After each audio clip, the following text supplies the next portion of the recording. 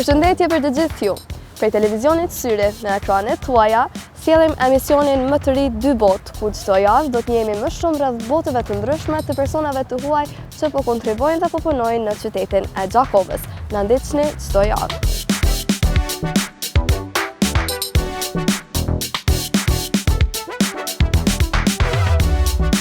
Kur mendon për një trajner, menjëherë të shkon mendja te disiplina, por pas këtyre rregullave, shihet dikush që ka rënë në dashuri me qytetin e Gjakovës dhe është një person i cili tashmë është bërë mik i qytetit tonë. Me neve në emisionin 2 botë është trajneri i klubit të basketbollit Vllaznimi, Jeronimo. Thank you for joining us today in our today's interview. It's my pleasure. It's our pleasure too. And we choose this place to record because I mean, beside the basketball gym, this is the place where I feel really comfortable and I'm enjoying to work on myself, and on the same moment I releasing the stress from the game, from the practices, and also very good for my health, and I try to stay healthy as much as I can. you try to stay healthy, Yeah. but it's not restricted to be a coach, to work out and stuff. I mean, usually the coach is not using the gym at all. Let's say a little bit different in a lot of aspects.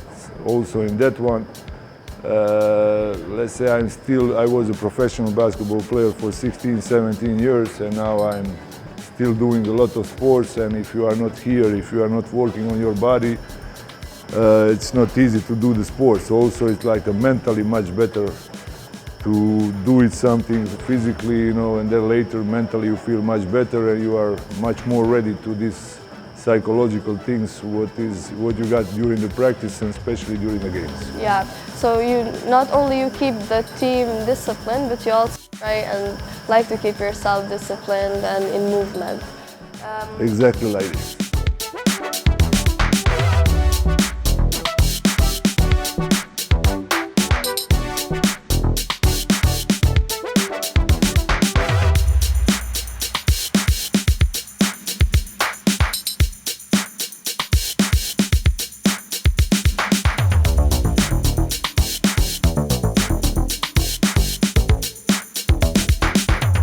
How did this all happen, you coming to Gjakova? It's like a lot of different circumstances. Basically, I signed the contract in Lebanon, but at that moment when I signed the contract there, war started against Lebanon and Israel, and then this contract is cancelled. So I got only one option. Mr. Ida Al-Bakia called me, offered me the option. I accepted, and I'm really, really happy that I accepted because I feel really good here, and we made a really good result, and that's life. Sometimes in life things happen without any rules. How was your first 24-hour in Gjakova? I'm taking you back. I spent it in Hotel Apollonia and on the practice, because day after we got the game against Pristina, didn't have too much time because player was, let's say, at that time a little bit frustrated. They didn't start the season good. They had a problem with the ex-coach, so met the first couple of people. When I met it here, it was rainy, I remember that. Rainy. Yeah, but as soon as we beat Pristina in Pristina, this first game when I arrived here, everything go in some better way, and here where we is right now. How do you feel in Gjakova when you first came? Did you feel welcomed here? I will tell you one thing, this is not my first time in Kosovo. I was the coach in Pristina, in Bashkim in prison, and Pea, and right now I'm in Gjakova. And not because I'm here, I feel really more comfortable here than any other place. People are here very friendly, much more open to communication. Let's say much more close to the West Europe where I come from than some other people what I met in this other city. So I feel really, really comfortable here. So they made you feel I mean, because of the people. If the people are not like this against me, probably I will not feel comfortable, but I came here, first of all, to be a basketball coach, to do my job. And then, if you're a professional, you got to be ready for any other circumstances. So if you had a good situation like we got here in Gjakova, it's even better. Yeah. Do you feel a part of our community here, rated on a scale from 1 to 10. On Gjakova. Yeah. I learned that. I learned that. I feel really, related with these people, with all this city. Maybe because it reminds me of my home city, Šibenik. It's like a small city between the two big cities, like Šibenik. So Gjakova is also, let's say, a smaller city close to Prizren. And we are like close. We don't like each other. Something like Gjakova. They don't like the other cities. So. Yeah. It's Let's say it's a lot of similarities. Yeah, it's something people think of Gjakova. I don't know how different people view it. I mean, my opinion is definitely positive. So how the other people think, that's their problem. Yeah, I heard some very fluent Albanian phrase in a Gjakova accent. So I'm going to ask you, do you use any other Albanian words? How much Albanian have you learned this far? I learn Albanian perfectly, these bad words, but it's not for the camera.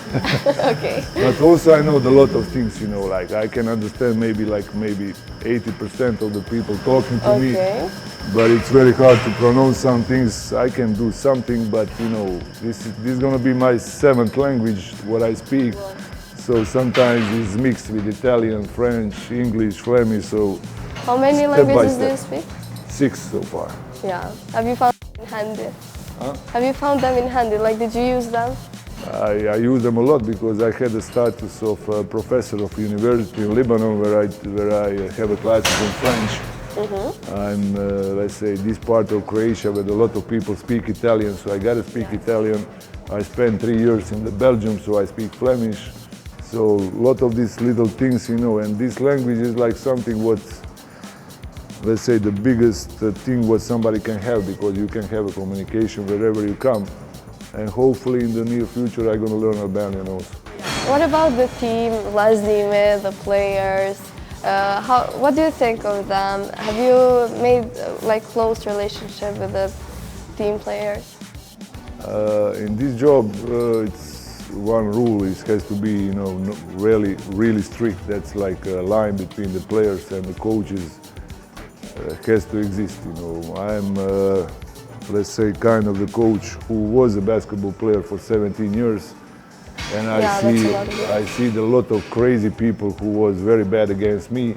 So I never want to do something like this to my players. So let's say I have a really good relation with them, but also, has to be some borders, some boundaries between me and them, because I'm the coach, they are the players. So if you don't have authority in every aspect, sometimes sooner or later you're going to come in a problem.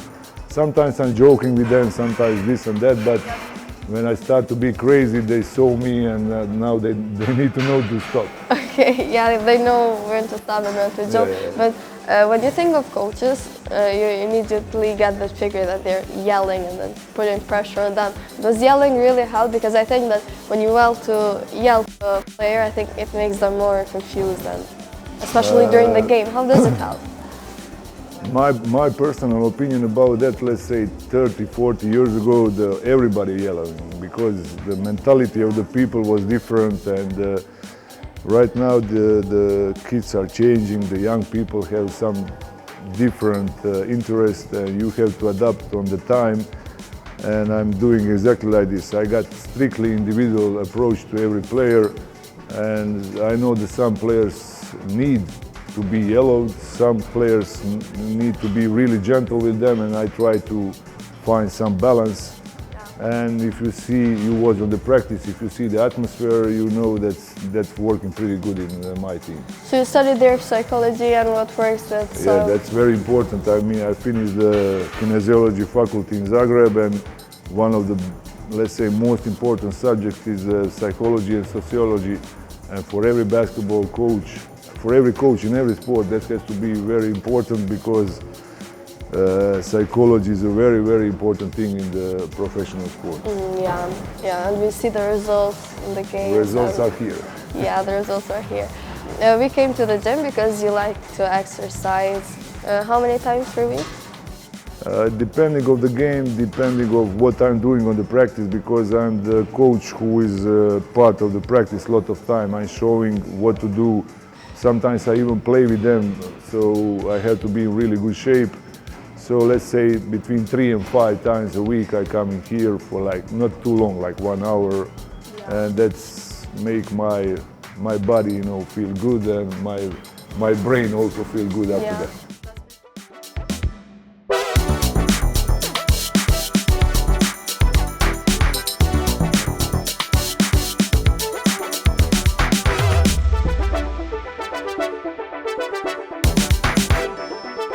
And since you come to the gym, do you have any food restrictions or a diet you follow up? Never in my life I didn't do diet. Maybe that's genetic because all my family from both sides, mother and father, are very skinny.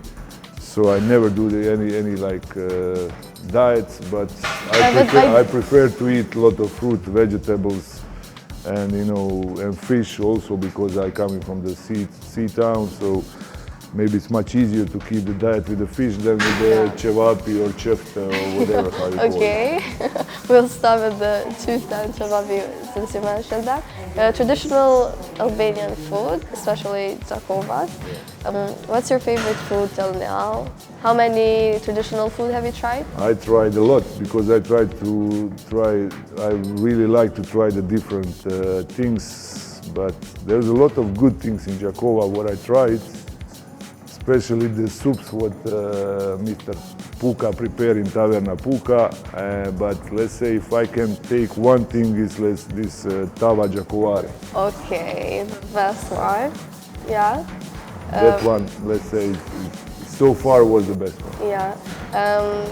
Have you tried like other traditional foods? I tried a lot, but to be honest, I don't know all the names. I know the one sweet was pretty good. Sweet? Tulumba or something like this. Tulumba, it was also good. Yeah, they have a lot of sugar. Yeah, but I mean, you see I'm not fat, so I can eat it. Yeah. What is the most interesting thing or the thing that made you very surprised about Gjakova that you never expected? I like nature a lot, and let's say after 15 days I came here, I was at the Špela Kusarit, and I was surprised that this place is like beautiful. Yeah, it is. So you like to visit a lot. Like, have you explored the other part of the city? I think I go everywhere, so maybe some names, I don't know where I was, but I was everywhere. In these little towns around, in the woods, in the mountain, Albania, all this, because I like to see the other things, the different things, so whenever I have some free time, I go somewhere else. Yeah, that's really amazing. I'm going to tell you, we'll do a mini game right now, mini checkpoint. I'm going to tell you some things that might have happened to you, and you'll tell us those things happened. This is interesting. Or those things didn't happen. You heard someone yelling, but they were just talking on the phone. Hear a lot. Hear a lot. Hear a lot. Yeah. Have you ever got invited for coffee by a stranger or by someone you don't have very close relationship with? A lot, especially when I was a player, but even now in Gjakova the people are, I mean, maybe they're not inviting me, but I go to pay my coffee and they just tell me this guy paid, but I never saw him in my life, so I guess that happens. We invite not a lot, but somebody paid me that I even don't know who paid. That happened a lot. What's something that you like a cultural confusion you have here in Gjakova or in Kosovo in general?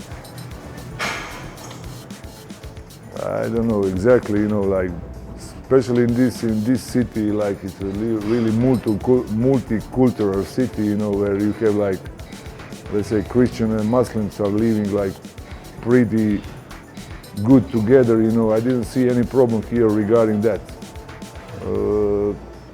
So let's say, I mean, something what I don't like it here is like, but this is nothing about culture or this infrastructure. Let's say everything is much better, like houses, buildings are perfect, but then you walk and then all of a sudden there's a hole in the street. This is something what's not happening in my country. Yeah, that happens. I'm going to ask you, you like to relax and go to the place we're going to go now. It's dawn. Do you like to eat the food here? Yeah, I really like the food here. You know, the people are preparing that with a lot of passion, and I got like 4 or 5 favorite places where the food is like really, really good. Dam is also very good food. I know where we are going, so I'm going to ask you a question in Albanian, and you try to guess what it means. Okay, let's hear this. Apo hajm buk. Shall we go to eat? Yeah. But that's the thing what I don't understand. Why we hunger book is let's go to eat. Book is a bread. So Yeah, that's something that. I really don't understand that. But okay, if you Yeah. said hunger book, we go to eat, but not bread. Yeah, okay.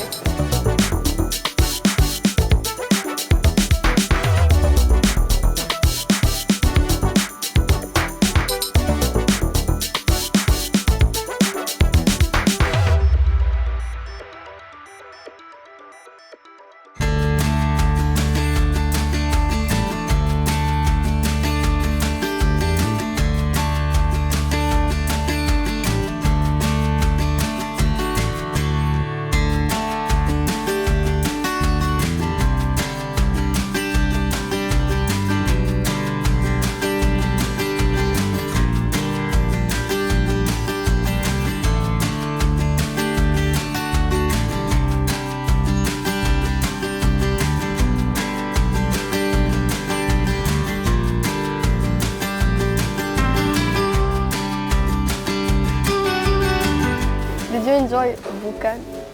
Yeah, it was like always. This is not my first time here, and the food here is really good, and I really enjoy it. Like food on Kosovo is like, let's say, one of the last places in the world that you can really feel the normal taste of the food. Like if you go somewhere in the Europe, you don't feel that anymore. It's all artificial. Here is like really good. Yeah. And now we ordered coffee. What's your favorite coffee that you like to drink and order? The favorite mark or the kind of coffee? The kind of coffee. I like espresso shkurt is a perfect. Espresso. Especially if somebody got lavazza, it's like Yeah. perfect. But Yeah. any coffee on Kosovo is like really good. So if you order espresso shkurt, you cannot miss. Yeah, you can enjoy it. Thank you. I want to ask, what do you do with your free time? Like here in Gjakova, do you like to go to a place like Dawn to drink coffee, or what do you do? There's one thing where the people who are not in the professional sport, they don't understand.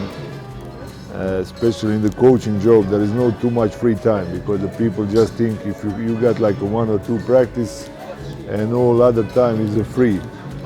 But exactly this is not like this. I have a lot of job to prepare the practice, to analyze the practice, to scouting the opponent, so it's like a lot of job where nobody can see it, you know, where I working behind my computer and everything. So no too much free time, but all the free time what I got, I like to spend in the city, in the bars like this one, like the Garaja, Rev, or Hotel Apollonia, or even in this Čaršija Vjetar. There's a lot of like nice places, so wherever you go here is really nice. Yeah, so you like to go out. I want to ask, like, for more questions about your personal life. Like, do you have any kids? I got 2 daughters, 28 and 23. One is already working, she's a magister of nutritionism. Another one is 23, she's on the university in the Zagreb, medicine. Both of them are not in the sport anymore, but both of them play volleyball, let's say half professional, and because of the school they couldn't continue.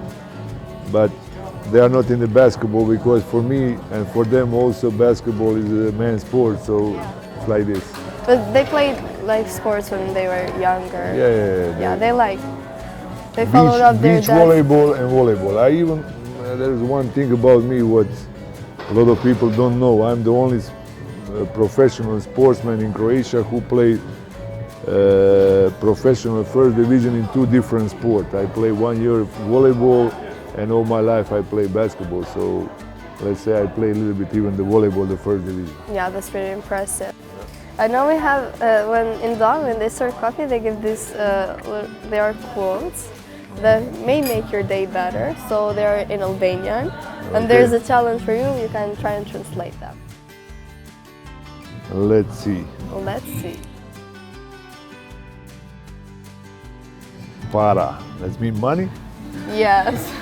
You're getting a lot of money, I guess. Well, so what does that mean? They're gonna give you the money? It was short and simple for you. No, the money is not the problem. Money is like something what's, let's say, for me, it's not most important thing on the world, but without the money you cannot live. So let's say it's good. We like I need to see the second one. if you want. I can be better than para.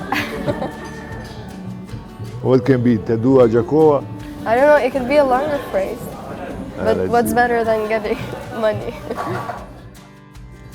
Oh, it's long. Do you need help? Or you can try and read it. Iurej parate por me shume. Oh, it means it. This is hard. I know this is too much, like a lot. No, but it connects with the one we were at first. Iurej parat, por më shumë urej mungesën e tyre. It means I hate the money, but mostly I hate not having money. That's what I said before, even without reading this paper. This is Nice. as if they read it. I'm going to read mine. Nëse thua të vërtetën, humbet miq, por duke e shmangur fiton armiq. If you say the truth, you lose friends, but if you ignore the truth, you win enemies. You're right. That's very nice. Very nice. I don't know who created these quotes, but they are very. Yeah, they don't read okay. them, but I don't know, they find it in the internet. Now we can enjoy our coffee. Perfect. And thank you so much for being today's guest. It was my pleasure. Thank you. You're welcome. Pra të dashur miq, ishte ky takimi jon me trajnerin Jeronimo Sarin. Mësuam shumë për jetën e tij personale, prapa kamerave dhe prapa asaj që shohim gjatë lojës së basketbollit. Është vërtet kënaqësi për ne. Ne bashkë do të takohemi sërish në emisionin e radhës 2 botë. Mirupafshim.